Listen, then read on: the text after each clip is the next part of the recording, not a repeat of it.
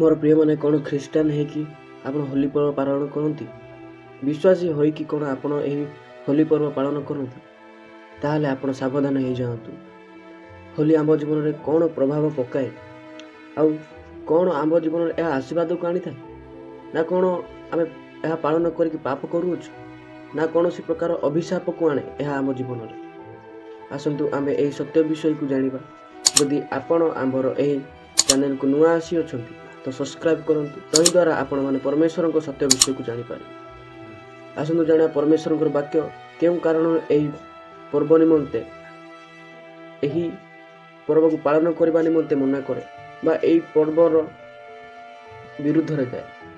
मोर प्रिय मैंने परमेश्वर वाक्य कहे जे तुबे अन्य कौन देवता पछरे जाओ ना बा कौन अन्य देवता को मुंडिया मार ना। मु केवल तुमर परमेश्वर।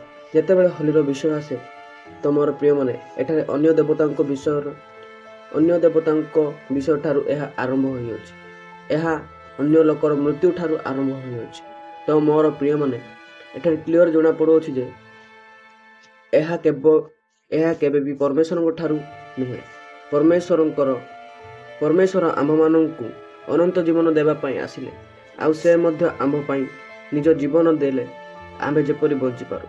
जेतेबेले एई पर्व आमे पालन करि थाउ बा खेली थाउ एहा द्वारा आमे परमेश्वर को छाड़ी अन्य देवतार गौरव बा प्रशंसा करि थाउ जहा कि कहवा को गले शैतान रो प्रशंसा करता। मोर प्रिय माने से आम मानू को तांकर गौरव निमंत सृष्टि कले जेपरि आमे तांकर सदा सर्वदा गौरव करि परिबा। परमेश्वर समस्त को आशीर्वाद करंतु। आमीन।